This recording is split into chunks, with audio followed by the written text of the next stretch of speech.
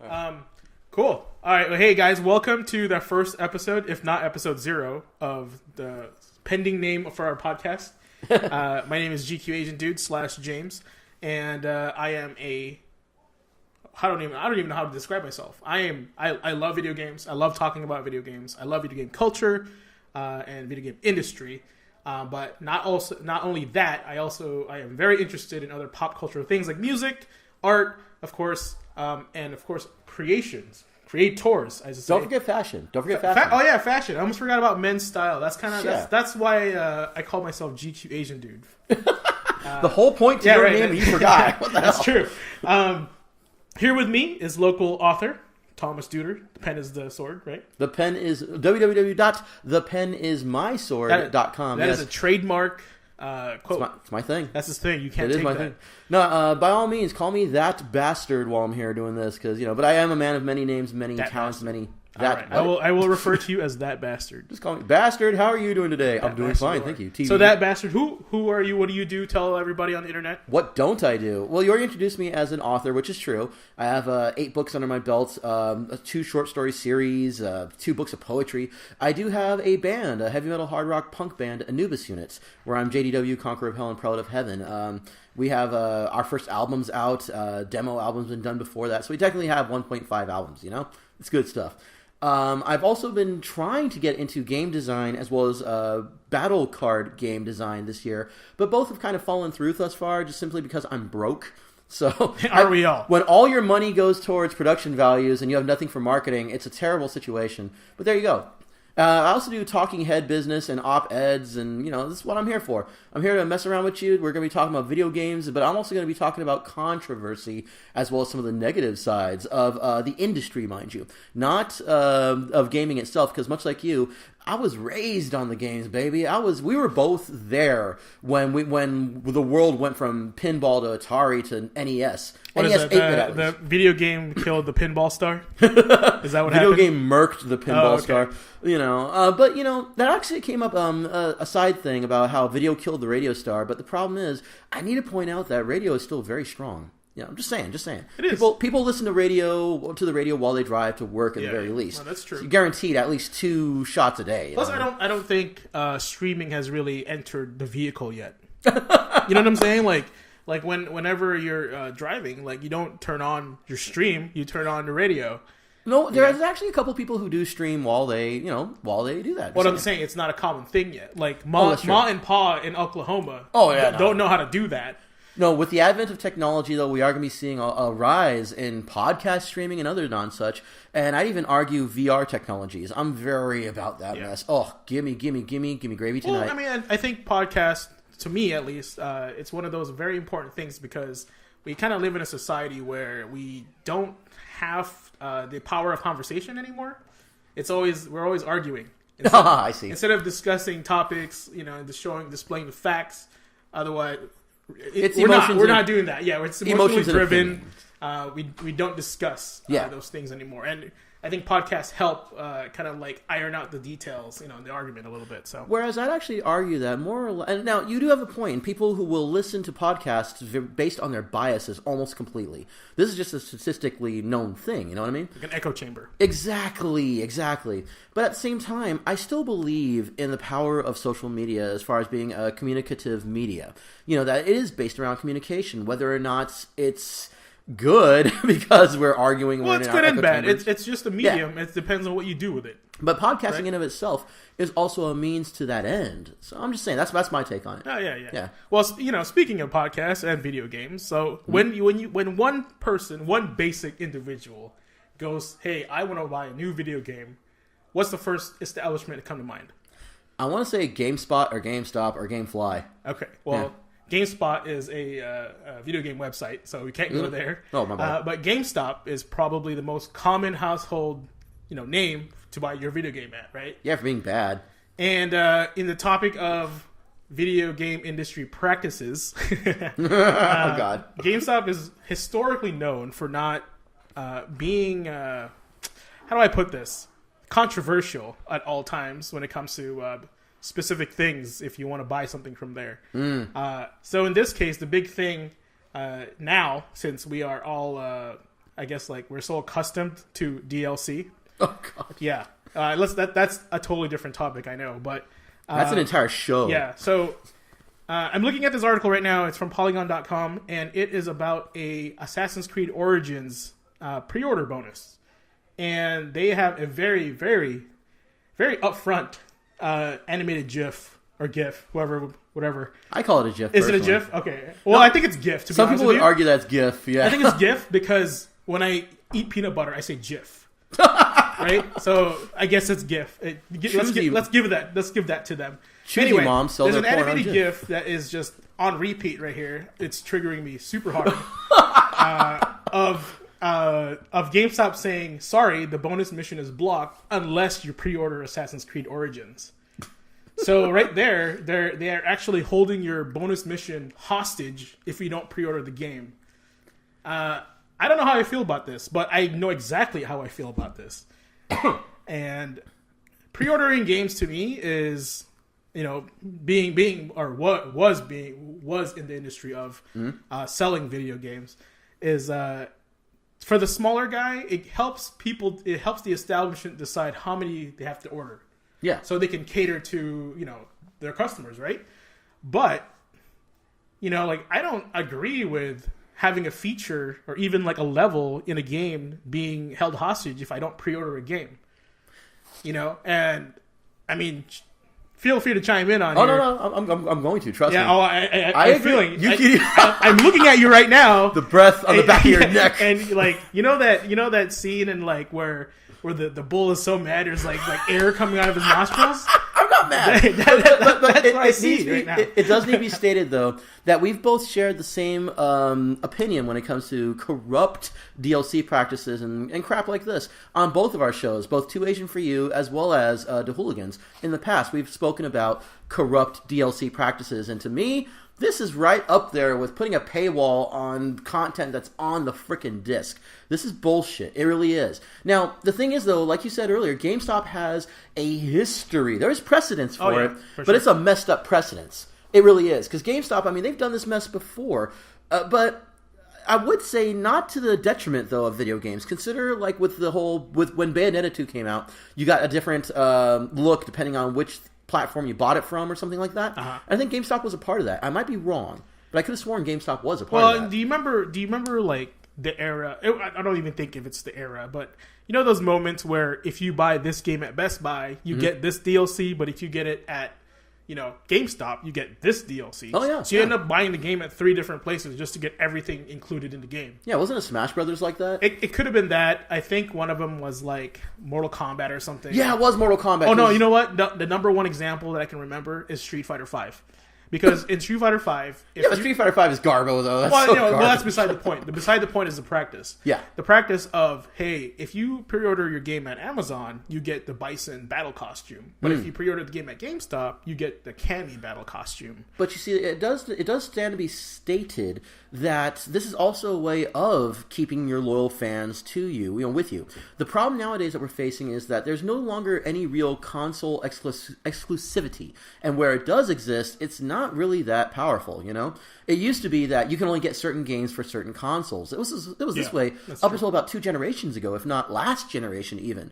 This generation, we're seeing a lot more cross-compatibility, and I actually don't have any issues with that personally. I would love to see more console players playing with PC mustard race. Just because it's fun, Yeah. But PlayStation and Microsoft are not going to let that happen. Yeah, and from a business point of view, exclusivity has to mean something somewhere. Yeah. So I do see where they can actually do this and, still make a profit and still keep that loyalty to it. Once again, exclusivity. But at the same time, I think what it is that this advertisement alone is triggering you. Seriously. It is. I think it's because it's rubbing it in your face. I mean, I'll put a link on the description of this podcast below where to see this article at, and it is just a repetition of a camel like almost laughing at you. Yeah. And then the sign saying, "Hey, this mission is blocked unless you pre-order the game."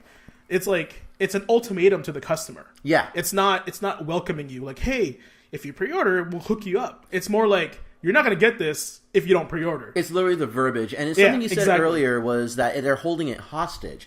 And I want to point out, that was, to me, that sounded like you talking as a gamer. Not even as a podcaster, not as a fashion guru. Not even that, man. I mean, as a consumer. Yeah, yes. You know, it's the communication, it's the bridge between the establishment versus the consumer. Because when you say it that way, it's like, hey, you want this? Well, you can't get it unless you do this. Yeah. Versus, hey, if you buy it from us, we'll hook you up with this. Now, some people... Two different ways. Yeah, some people would argue that that's just capitalism in and of itself, that that's not only okay, but it should be enforced. But I'm with you on this one. I do agree. Like, that's some bullshit. I think what it is, like, ultimately, is a communication breakdown. Yeah. Whoever decided to push for this advertisement definitely needs to reconsider their tactics and maybe their communication degree. Because they're not, you know, it's almost a threat. You know, it's almost, but you know, some people do react, and I mean, not in this negative marketing kind of way, but people do react though better to threats. You know, the Oblivion route. You know what I mean? Straight up Oblivion. I guess so, but I've never played Oblivion, so I don't really know. I've played Oblivion way too many goddamn times. Yeah. Yeah. But anyway, we all know GameStop is not, you know, not the best. Yeah. They even added like this thing that they're doing this year. Every year that they haven't done was that they were always closed on Thanksgiving. Oh, you know, I know what you're talking about. But this year specifically, they will be opening their stores on Thanksgiving. Yeah. But the ironic part about that is last year they gave this heartfelt letter to the employees, like, hey, we care about our employees, therefore we won't be open on Thanksgiving. Yeah, but they got to meet their quarterlies. Oh yeah, this is all definitely very corporate centric. Yeah. It's not employee centric. But so is GameStop, and you know this is GameStop. We're talking about GameStop. No, I'm saying but that is GameStop. Oh, that is corpo-centric. Yeah, exactly. Yeah, I mean they do not care about the employees. They do not care about the gamers. GameStop to me is the video game world of Hot Topic, where the mission statement of Hot Topic, the image of Hot Topic was screw the man. Yeah, and it used to be good. But yet you're buying stuff that says screw the man from the man. Yeah, that's because, and much like Hot Topic, it used to be good. So. Yeah. And I remember when Hot Topic sold music. I remember when Hot Topic sold actually spiky spikes. Yeah, they sold music. They sold the clothing of the industry at the time. Now they just sell out. But the way they actually marketed Hot Topic these days is it's not about music. It's about what's popular. Yeah. And what's popular now is nerd stuff, like, you know, comic books, Nerdcore. Funko Pop figures, apparently. Oh, God, Funko. You know, so that's what's hot right now. And music has kind of gone out the window, and it's not as profitable as a piece of plastic that costs you $12. Yeah. Costs them $4 to buy. Plus, I'm a 37-year-old grown-ass man. I'm not going to walk into Hot Topic nowadays anyway. It's Back when I was in my 20s. It's definitely a little weird going in there. Yeah. All these Invader Zim posers.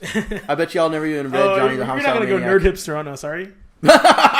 It was cool before everybody else was doing it. Well, yeah, because I was in our 20s when it was in the 90s, and it was cool when it was in the early 2000s, the early aughts. All right. Well, speaking of how do we go to the Hot Topic? Corrupt corporate individuals. Oh boy! I heard that there was this awesome rap battle that happened this week. So is that the segue you're going to use? Tell us more, ThatBastard. GQ, is that the segue we're going to use? That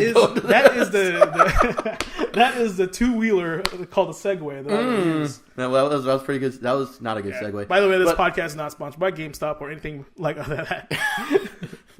We trigger warning. We are not here for you. We're not here for GameStop. We're here to blow. Yeah. Do this proper. So indeed, now I mentioned earlier, I'm here for the controversy, and it's true. This is like hot as molten lava right now. Oh yeah. Eminem, it's hot fire. It's spitting hot fire. All right. Eminem took to the BET Music Awards recently and did just a freestyle cipher.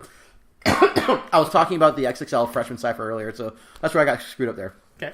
And he took to Agent Orange. He took it to a good old 45. Agent Orange. $5 got the business. And don't get it twisted, Eminem has raked him over the coals before. This is not the first time Eminem has gone out of his way to dog on Trump. He actually dogged on Trump earlier during the campaign trail. Really? I didn't know that. Yeah. And this time around, Eminem did what Eminem does, and that is he gathered up people he knows. The only one off the top of my head is Royce the 5'9", which is an excellent rapper, the guy, at least in my opinion. I dig the guy's music. And he's done stuff with Royce before. So to see Royce the 5'9" and the crew that was hanging out with him on that cypher, it was really cool. It was like to see a reunion of Eminem stars, co-stars. But with that stated, the best part about this is how, as always, how polarizing Eminem is. Like, Marshall got these fools polarized, and there's so many people that are just coming out of the woodwork. Oh, your career is over. You suck. And it's like, holy Christ, I can't even believe you said that. Have you been following him? This dude's got more money than you could ever count, my dude. What's wrong with you? That's actually me. Give me a moment. Edit this out. Let me turn this off.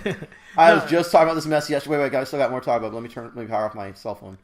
It's all good. We can edit this later. No, it's cool. It's true though. I mean, you're a busy guy. I understand. Got to write all them books and make all that music. Well, actually, that's the Pirates crew I was talking about yesterday. That's hitting me up about stuff. Right. So, as far as with Eminem coming in at him with hot fire, yeah, there's a whole lot of people, not even anti-Trumpettes who are for Eminem, but that are just pro what he was saying because it's all true. Where was the lie though? Every part of what he was mentioning was on the real.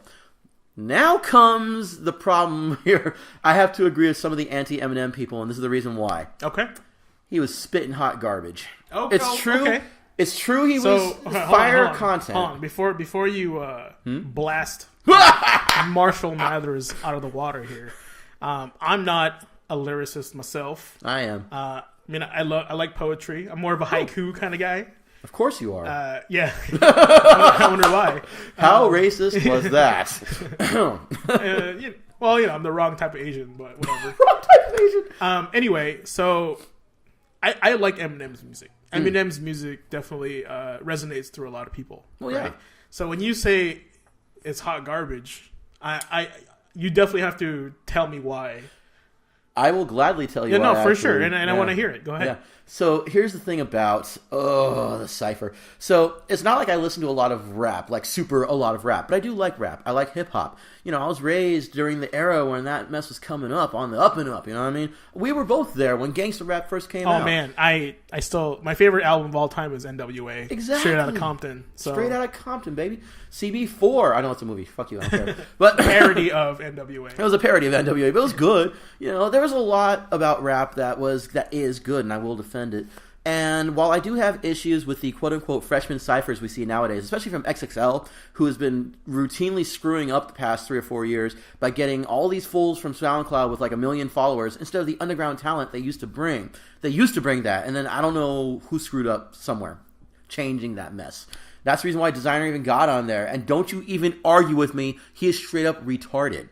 So with that, I mean short bus. I don't even mean that in a mean way. I mean, no, he's honestly... Someone ought to give that fool a helmet because I'm afraid for that fool. I actually worry for him sometimes. Did you see him on the Bill Nye the Science Guy show? Oh my goodness, co-starring Adam! I was right. Vince? I told you. What's up, bro? How's it going? He's actually right. I was right. So... I called it. I know. It's like I know who my friend is. I was too busy being Guile. He was being a family man. Oh crap, I was going for my phone, I can't find it. So here's the problem with what happened with Marshall Mathers. So the Cypher itself, the content was good. He was speaking from the heart, like a good freestyle should. But he stumbled. It sounded bad. Some of the rhyming scheme was off. I want to add that to the people listening. I haven't seen the video. Oh God! So it doesn't. I mean, this is why I'm curious. Okay. Well, here's the thing. If he was some trolling rapper from that was rapping under a bridge with like a bunch of dirty fools, and they're just all like doing their thing. Yeah, Trump rhymes with Trump. I gotta go take a dump. I could expect that level of rapping, which you're saying his rap was lazy. His rap was bad. It's bad. It was terrible. Bad. It was very poorly done. And for anybody else, I would be okay with it because whatever. If it's just some random fool that we've never seen before, he's just rapping under the bridges on the street. All right, this that nigga I'm gonna find on the bus route. But this isn't. This is the rap god. So are you saying that for a man of his prestige in his art, it sounded like he didn't try very hard? It's not even that it sounded like he didn't try very hard. It just didn't sound good for him.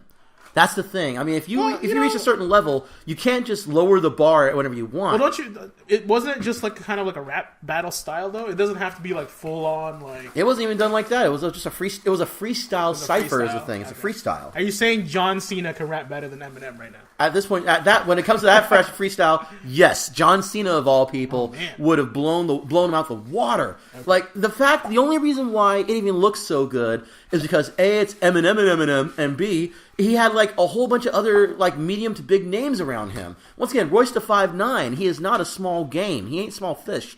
This is Royce da 5'9".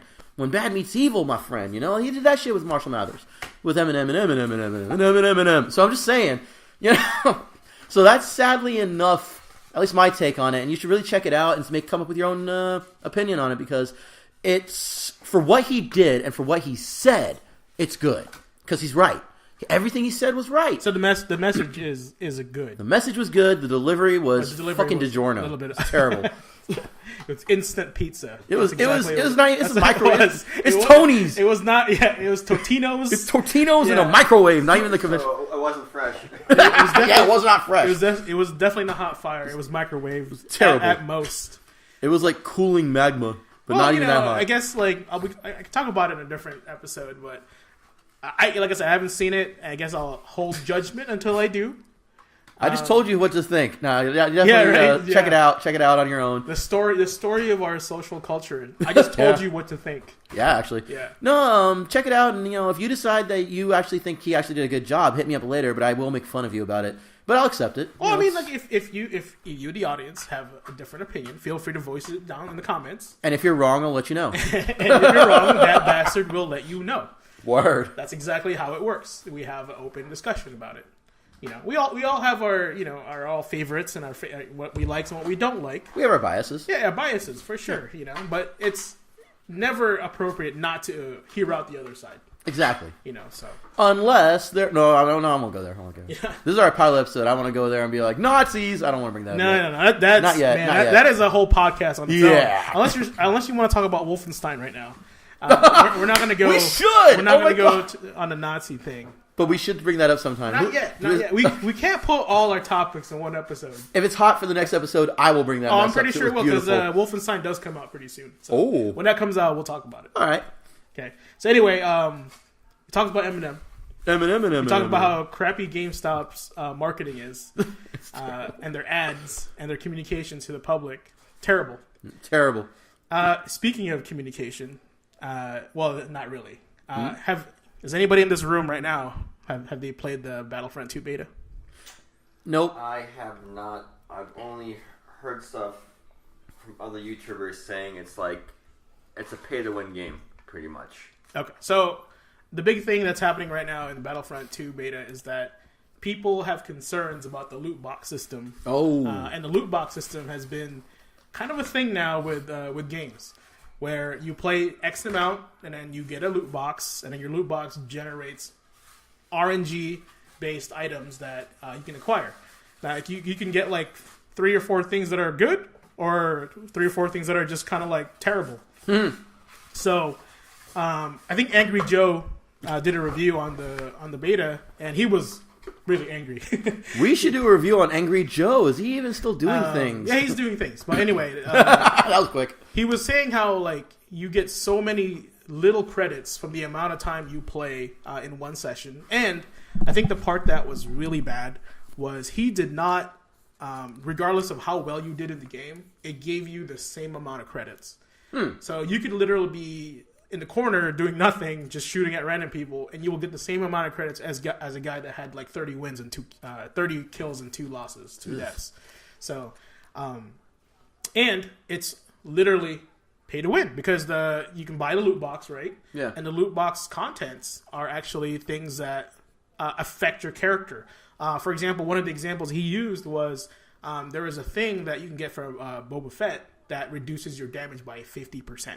Oh, wow. Damn. So, now the argument is, that's not guaranteed because it's RNG.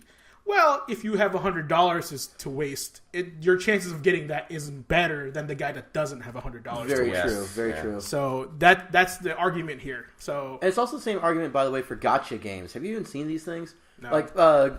Fate Grand Order. Oh, the mobile games. Fate Stay Night Grand Order game out. And yeah, there's people that were spending money trying to get their hands on Gilgamesh or whatever. Okay, so I'm glad you brought this up. Because that game is free, right? Yes, but it is, once again, pay to win, where you can pay for more spins on the gacha. The other thing that Angry Joe brought up with this article with this situation was that they used a free-to-play game model in a game that you pay $60 for. That's the problem with this, is that you have to pay $60 to play Star Wars Battlefront 2, but the model of the progression of the game, the way you level up, the way you acquire these items, is no different than a free-to-play model game that you get on your phone. So I think that's where he's really hitting the nail on the head is, you know. You want to know what my response to that is, though? What's up? That's EA. So I mentioned earlier that, yeah, there's some people that's like, oh, capitalism, that's just the end game of capitalism. That's supposed to happen. We should enforce it. And I need to point out that while this is not normal, nor should it ever be allowed again in the industry, it's EA. They're going to do what they're going to do to try and make as much money and milk this for as much as they can. I feel like it's going to be the same no matter what company you go with. Like, it's like one company starts doing that, then other companies like, wow, they made so much money doing what they did. Why don't we copy it? And they will. You know. I mean, technically, in air quotes, you guys can't see me, but I'm air quoting right now. I am not a criminal. Is that I blame Overwatch. 100%. You know why? Why? Because they okay, here's the thing with Overwatch. Overwatch, you can get everything in the game absolutely unlockable, right? Yeah. But to get it faster, you can buy loot boxes. Yep. Yeah. So they're not like saints over there. They are with sin as well. Now let's just be real here, and I'm being real. I love Overwatch. I think the design of the game is great. It's really fun. But let's take a look at who owns Blizzard. Right? Activision.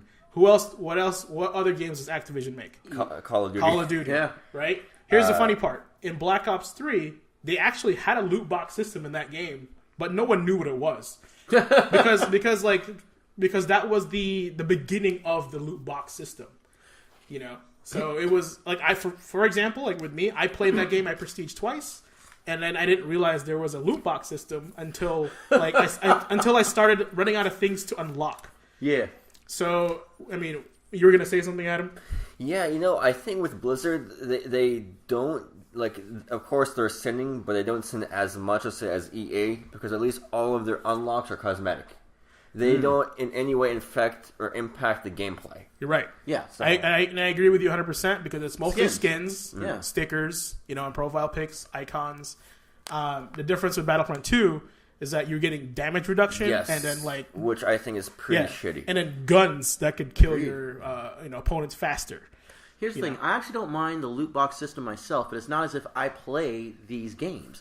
I mean, I tried Fake Grand Order, and I'd love it if my phone could actually play it without crashing.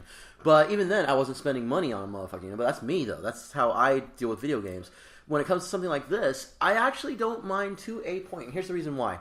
I know for a fact that there are certain MMORPGs, MMORPGs, which not only are you spending the $40 to $60 up front, but there was also a monthly fee involved as well. And it's even worse if you consider with some of the games in the previous generations where you had to pay extra just to get onto the internet with your system. You know what I mean?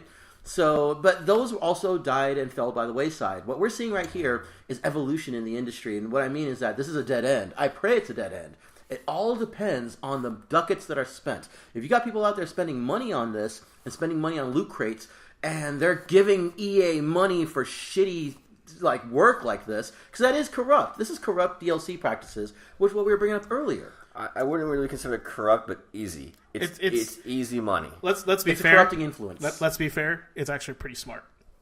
Okay, because like if we were in the seat of the EA corporate heads, we're like, dude, we are making money out of this. Because, smart for money, bad for business.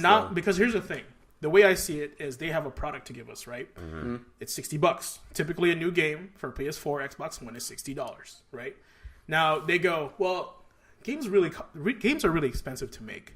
How can we get more money from the customer after the initial $60? How can we make that? Well, there's always be that DLC pump. Well, and this is it. And this is a continuous thing. It's not one of those things like okay, once you beat the game, you unlocked everything, right? No, this is a constant grind, and it's one of those things where it's no different than Candy Crush, where you have to wait 15 minutes to replenish your stamina. Or you could buy something. Or you can buy something to make it do it now. It's feeding. It's what it is. It's actually preying on a basic human instinct of I want it now. That's true. You know. But while that's true, like I said earlier, though, I will actually keep up with the argument that it's actually corrupt DLC practices. It's smart money, but it is bad business. I'm not arguing with you there. Yeah. I think ethically, it's a pretty shitty terrible move. Yeah. Here we go. But at the same time, though, you're making money out of like digital items. Yeah, it's things that don't exist. It's free money. Yeah. There's no it's not even tangible unless you're playing that game. And it literally is. We're printing money, and then there's that. There it is. That's the key word in this conversation. Is tangible. It's things that don't exist. In reality, it's a virtual item. And think about that for a second. You're paying real money dollars that you work hard for things that don't matter in real life. The funny thing is, though, you'll find consumers like that for any type of situation, not only video games. I was actually going to present books. There's a girl I know who loves chocolates. Okay. And she'll buy chocolates from France that cost $100. Okay. Makes no sense to me, but for her, it's worth it. But that's a tangible good, though. And as Adam here can attest to this, is that I have a penchant for specific, haberdashery things. So when it comes to men's style and suits, I know what's good, right? And the normal person will not be able to identify what the difference between $100 suit versus $1,000 suit, right? But a guy in the industry, the guy that has been in it, and I'm doing my hand things again. I've been in it. I've been marinated in it. I was born in it. I was born in it. You've merely been molded by it. Is that I can tell the difference between $1,000 suit, and I can tell you exactly what the things are that makes it $1,000 suit versus $100 suit. I would think $900 is the difference. Well, that's the biggest difference. But to you, though, let's say for you, spending $1,000 on a suit is well worth it compared to spending $100 on a suit. Well, but it doesn't excuse the fact that a guy that loves Battlefront and Star Wars, is going to spend $100 more than me. But it also doesn't negate the argument that this is indeed pay to win. Because once again, if it was just skins, if it was just cosmetics, you're right, and I think that's what's key here. But game breaking stuff is it's the pay to win. It's the having the advantage over your opponent because you have more money. Skill versus money. Because in Overwatch, it's your guy just looks cooler. That's exactly it. Yeah. But not only that, but also Overwatch isn't $60 either. Out the gate. Oh yeah, it was. I feel like if you're gonna go with these loot box models, these loot box models, you should lower the price of your game. Agreed. Either make it, like you said, free to play, then you can get support, from your consumer base by loot boxes. But I feel like this, EA is kind of bending over gamers and just ramming it in there. Yeah. $60 plus, no lube to the shoulder. If I was the Star Wars Battlefront PR guy right now, and I was listening to this podcast, and if you are, please sponsor us. Hit us up. I'm just saying. I would say, hey guys, it's $60 to have for the story mode, right? Because that's what the game is for a lot of people. A lot of people don't play multiplayer; they play the story because they love Star Wars. But it has to be an amazing story mode. It has to have $60 worth of a single player game. Content. Yeah, because I feel like if you're now dividing your audience into two people, because some people will play that game because they love Star Wars but don't care about multiplayer. And then the other guys will be people that will be playing just for multiplayer because they love Star Wars and they love multiplayer games like Call of Duty and Battlefield. What if you could unlock bonus maps by pre-ordering through GameStop? Well, and that's the thing that's very concerning right now is that what if they get away with, hey, if you don't pre-order this game, this bonus mission will be blocked, and that's the word they use, blocked. That's right. I'm not saying we're talking about, because before I swear in 5 to 7 years ago, if I were to see this ad, it would have been stated differently. It would have been said, pre-order now at GameStop to access this mission early. Early access, or timed exclusive. Or pre-order GameStop now to get this bonus mission. Not we will block this mission if you don't pre-order. Yeah. See how that sounds more hostile? Yeah, actually. Yeah, and that's what I mean. And you make people feel like they're missing out because if they want to play that mission, they have to go with you. Well, no, and that's what I meant earlier when we were discussing this topic is that is a communication breakdown between the establishment and the consumer. Whereas instead of, hey, if you buy stuff from us, we'll hook you up. This time it says, it's almost like they know, they're the drug dealer and they already know you need the fix. So they're like, if you don't get it from us, you're not getting this. They ain't even gonna pretty much to quote other people that have says like, "Fuck you, give me money." Yeah, I mean, ultimately, yes. You know, This is the honeymoon's over. You're no longer getting any free taste. Now you got to pay for this. Yeah. Anyway, we can be here all day talking about the bad practices of EA and. Oh God, that's a whole month. Because they have definitely been the pioneer of bad practices in the gaming industry. It's just like since you brought up EA, and I know you were talking about earlier about like no matter what you do, if you're like the top player on the team or the worst player on the team, you get the same amount of points. There's been like this huge trend I've been seeing not only with EA but with Destiny 2 and Overwatch as well, with going with more casual friendly games. Like you're no longer rewarded for being good. Like if you and your teammate, even though there's like a big point disparity or performance disparity, you guys get both rewarded the same, which kind of baffles me. It's like everyone's getting participation trophies over here. I was going to point that one out. Yeah. Thank you for playing with us. The magic phrase is we wanted to be accessible to the Call of Duty crowd. The moment you hear that from anybody, you can pretty much kiss that game's integrity goodbye, because they are trying to appeal to the casuals. They are trying to appeal to normies and to people. They just want that money. Yeah. There has to come a time of any artistic balance, of any content creator's life. There comes a time where you have to look at it. Do I want accessibility or do I want to keep my integrity? You know what I mean?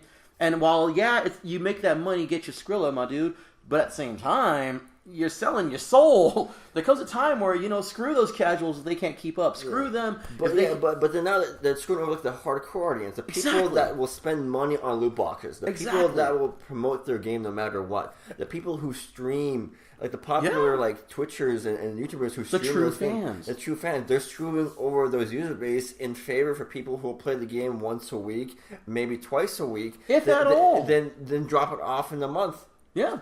This is very comparable to the issues that you see nowadays in the comic book industry, for instance, or even in video games. Remember Gamergate 1.0, which we're gearing up for 2.0? We're going to get that. We're going to get that money. But Straight Talk, by the way, Straight Talk Podcast, and catch me weekly. Joking. When it comes down to it, they're trying to get alternative crowds, I guess, for more funding or some such. Like, for instance, the appeal to SJWs during Gamergate 1.0, where the analytics have proven, statistically speaking, ain't none of them bought them video games. They just complained about it. And it's the same thing here. They're trying to reach out to a more casual crowd to make it more accessible, to get more money, but in doing so, they are shooting themselves in the foot, and the left knee, and the head. Totally agree. I've always talked about the fall of art when money gets involved. Yeah. And that's a consistent thing. I always tell everyone that when money gets involved in artwork, the quality of artwork gets, it either decreases or it gets tainted in some way. Because now you're not doing it for the message, you're doing it because of the profit. You're not doing it for your fans, you're doing it for the profit. That's what I'm saying. Yeah. So no difference when it comes to video game design. There is definitely no difference.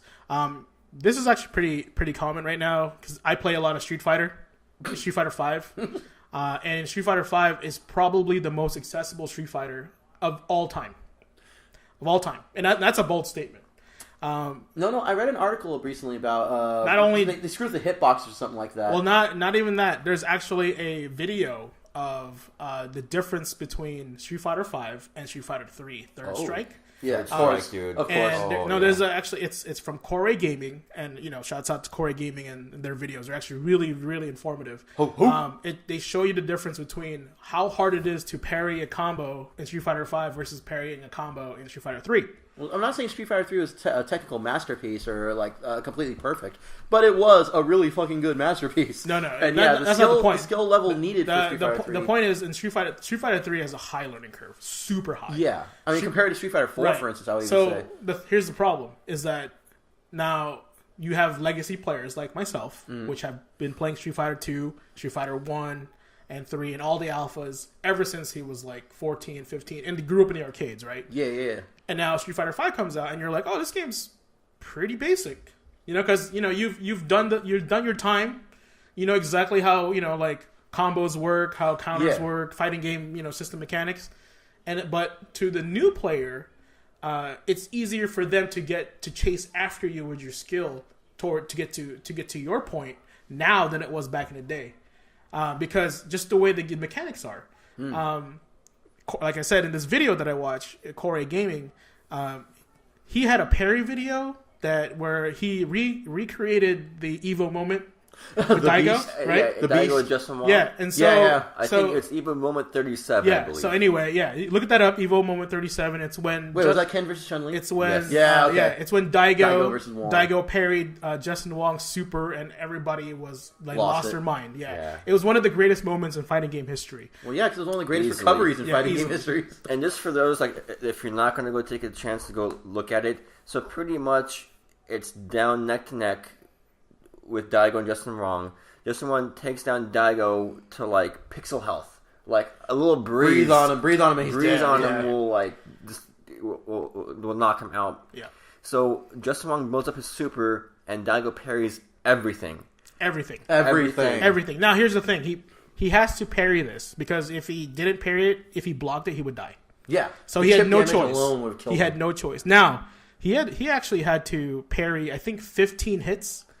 So you have to methodically, with pattern and rhythm, tap the controller or the joystick forward to parry this. All 15 times. All 15 times in a proper time, right? Yeah. And launch his own attack afterwards. Right. Yeah. So now that is in everyone's head right now.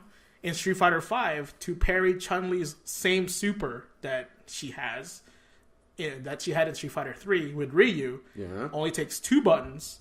And actually, if the way the video described it was, if I tap these buttons in the pattern of a merengue tune, I'm not even joking.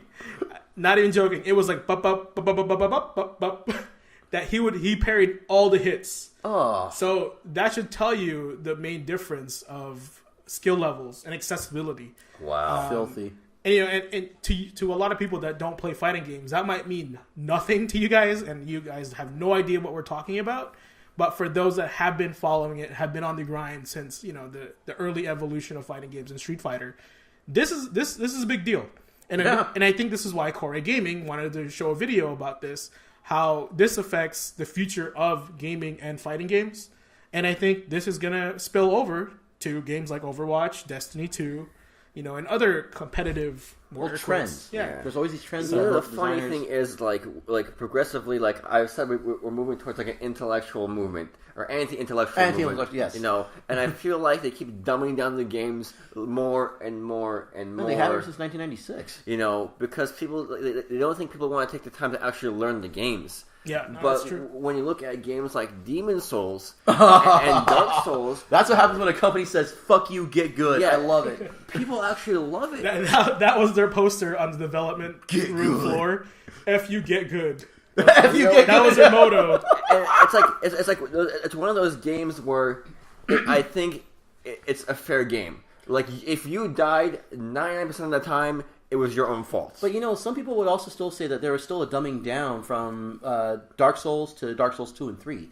3 is the easiest you can get into the series with, rather than it's literally vice versa. Where Demon Souls, the very first game, is the hardest one. I've played Demon Souls. Well, I love Demon Souls. I dabble a little bit into Dark Souls. I didn't play Dark Souls 2, but I did play Dark Souls 3.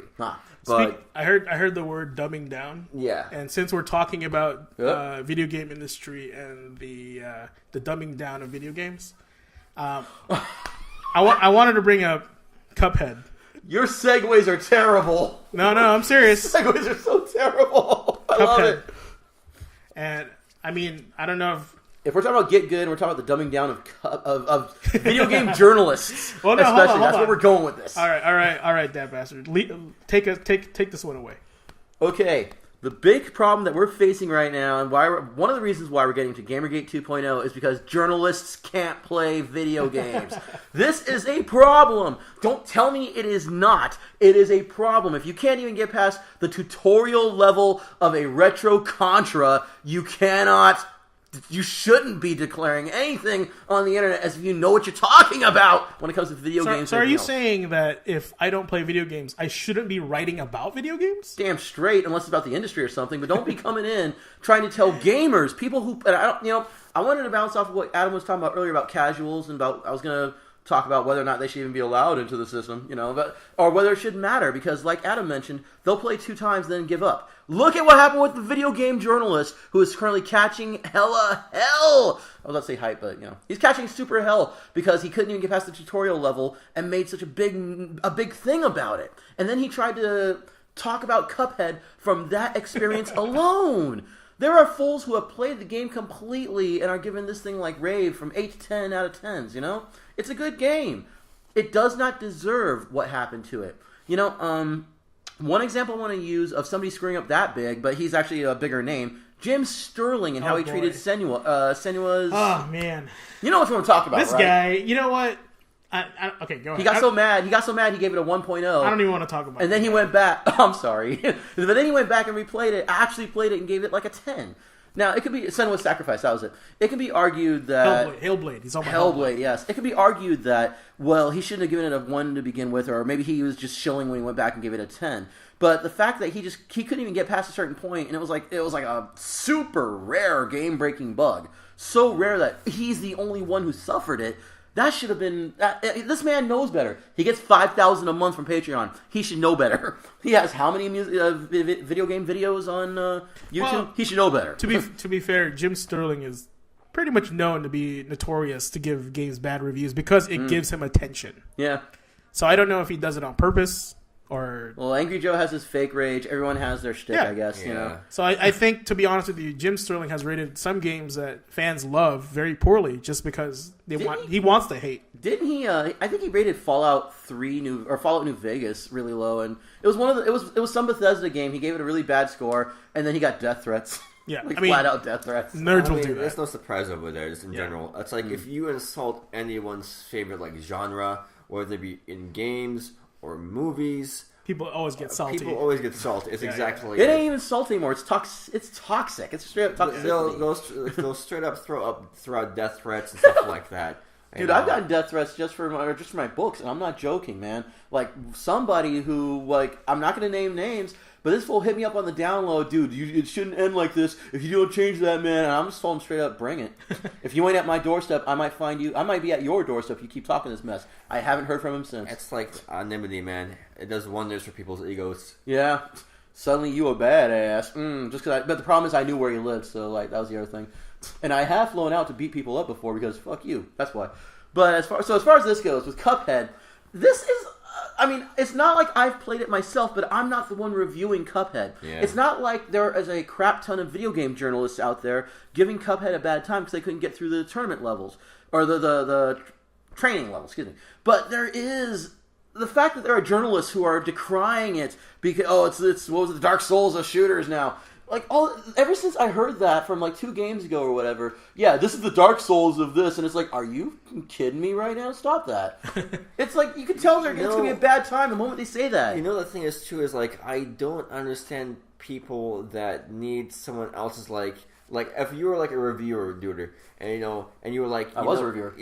I'm just saying, listen, maybe, you rate a Cuphead, 5 out of 10, for whatever reason, and, I never played the game.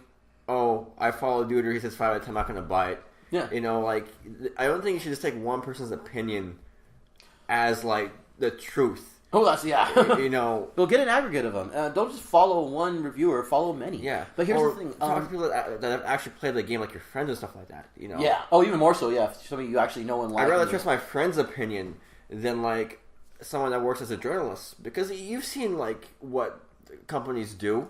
Yeah, Gamergate 1.0 started because of that mess. They get amazing boxes, amazing unboxes, blowjobs. It's stuff like that. And it's well, how do I really know if a game is good if these companies are secretly bribing you with nice things under the table? If they are shilling, then indeed.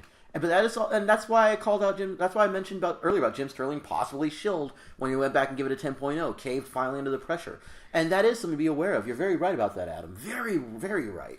It's just and I feel with this industry, if you want to be to get stuff an early review copy with Ubisoft, EA, or whatever company the game you want to review and do a review for, you kind of have to suck their dick You know, you can't be honest about it. You know, which is different for a video game journalist who are usually getting their dicks sucked. Yeah. So I mean, it's like if there's something you don't like about the game, you can't really talk about it. You got to give like positive reviews. Yeah. You can't really criticize.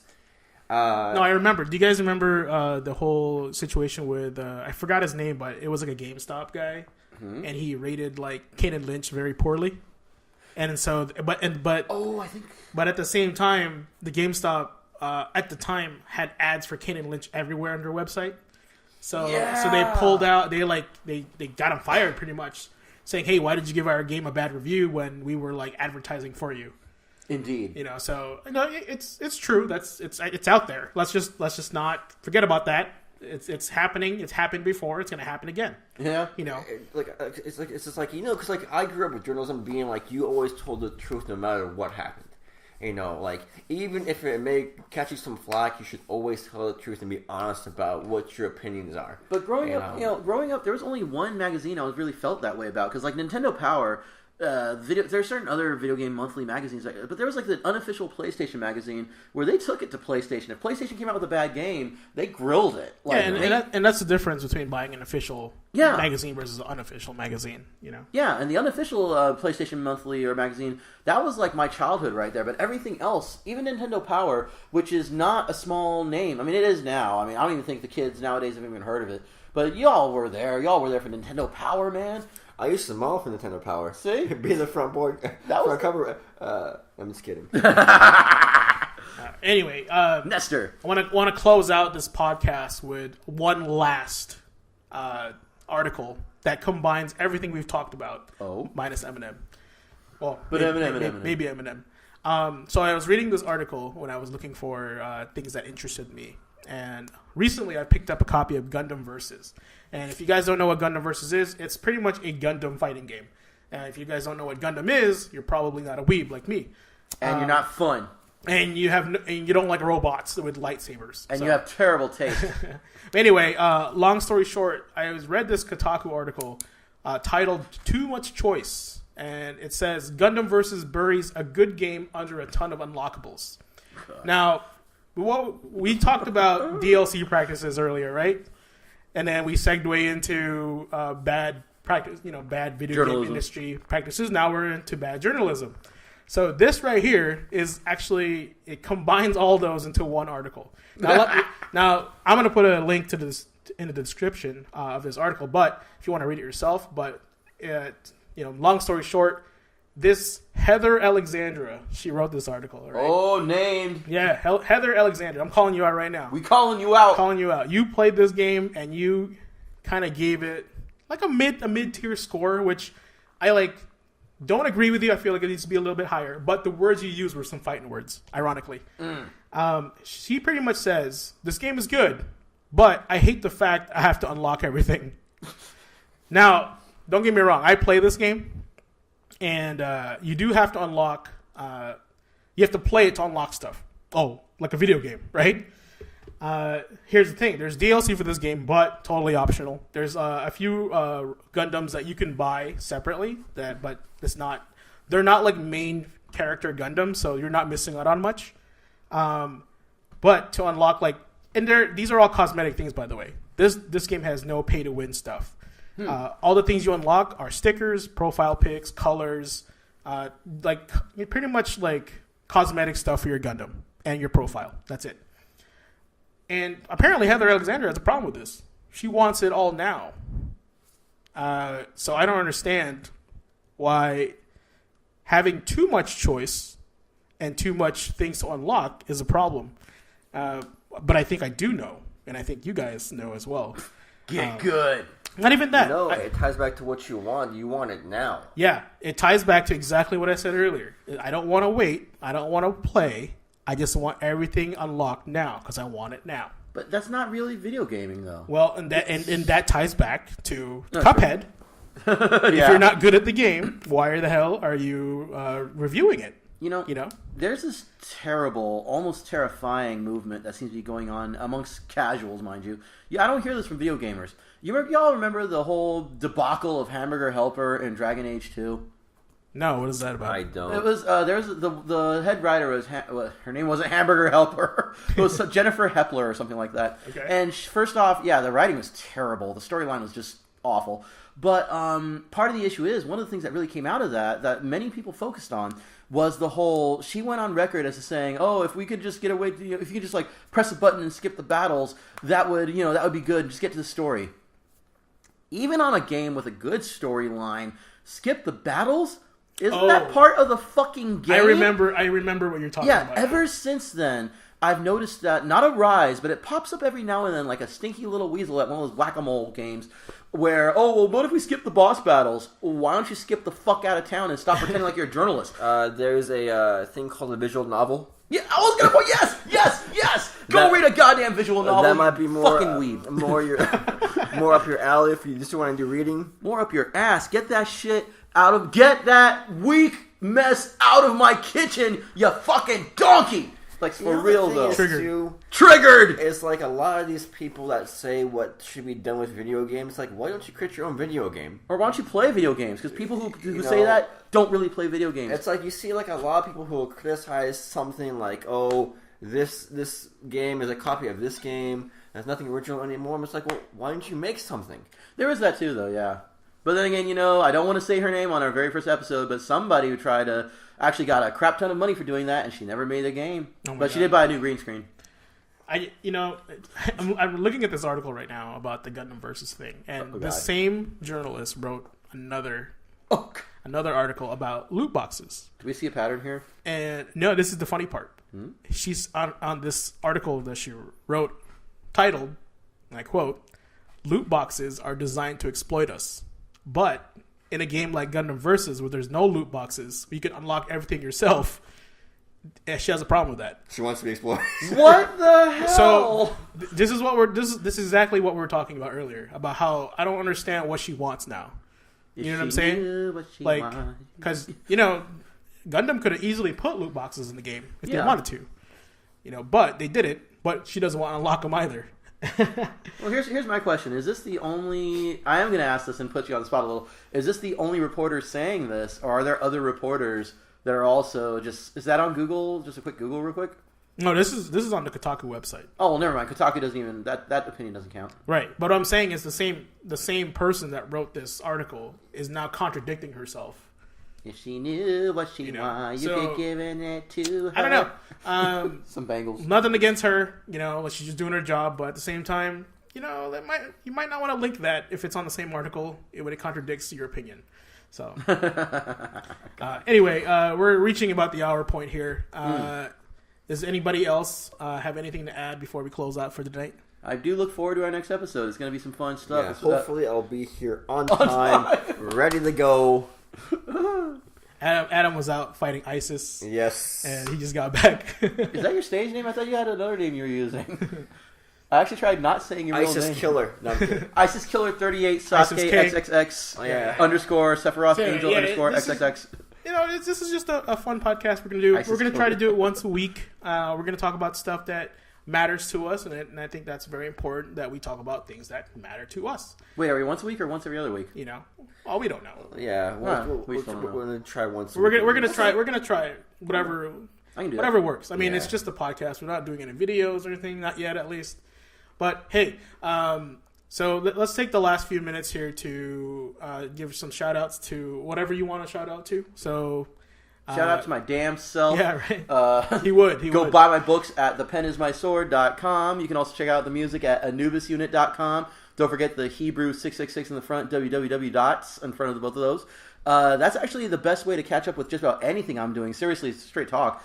I got to point out that we are currently redoing the website for The Pen is My Sword, but it's still all good. You can still find my books there and everything. And yeah, also you can check me out on YouTube on my own thing, of course, /C/Thomas Duder, or just look up Haymakers and Hellhounds in the search bar. Yep. Okay. Adam, do you have something that you want to share? I do not at the moment, but I am currently working on kind of retweaking my YouTube channel and my Twitch channel. So once I get those kind of synced in all together, I'll go ahead and shout those out. But right now, it's like I have one different name for my YouTube, one different name for like my Twitch, one different name for my PSN account. Wow. No, see, I have to see branding. You got to get it all the same. Yeah, that's like, I need to get my branding in sync. I was apparently on cocaine when I made all my different names for my different channels and stuff like that. He is a gaming snowflake, ladies and gentlemen. XXX Sasuke, XXX underscore Sephiroth Angel underscore 555 XXX Sniper XXX ISIS Killer. There's like no uniforming theme. It's just like random shit piled together. Wow. So. But anyway, if you guys want to watch more videos and listen to more stuff about me, I have a gaming channel on YouTube. You look up GQAzndood. Now actually changed to GQAzndood Gaming. It's been rebranded. It took 8 years, but it finally happened. Check out my new Twitch channel, twitch.tv/GQAzndood. Also, guys, we also started a Patreon for GQAzn Gaming, plus podcasts, including this. Yep. And that is going to be going towards the team here, not just me. It's going to be everyone in this room right now. It's going to be paying for future endeavors like equipment and games that you guys want us to let's play or anything like that. So once again, thanks for joining us. That was a good power hour of chit chat. Our power. Yeah. Thanks for showing up, Adam. Yeah, thank you. A little bit late. At least I'm late, but I'm fashionable. Yeah. So. He's wearing a tux right now. You don't even know. Yeah, it's like he just got free from doing like a co-op or a covert mission right now. Why are you lying? He's wearing a polo with like all those lion things on it. It's just like the Kingsman. It's a peachy fucking color too. So. Anyway, guys, we're gonna try to have a podcast once a week, uploaded by what would you say, Monday? Oh well, if we're gonna just discuss business like that, prime time is Friday, Saturday. Okay. So as soon as we can. As soon as we can. As soon as we can. We don't really have a set schedule right now. We're working out the details. It doesn't help that I'm broke as a joke, and my scooter's at a friend's, and my car got hit. And buy the Patreon. Just give us monies. Yeah. So check out our Patreon. Check out our websites. We'll put all the links in the description below. Yep. And support anyone and everyone of your local creators. I think that is what is going to start this whole thing, is having the support of people around you. And if you start your own thing, we'll be more than happy to support you. Just let us know in any way we can help. Support local. Support local, just like your vegetables. Yeah. Anyway, have a good night, everybody. Everybody signed out. Hope. Take care.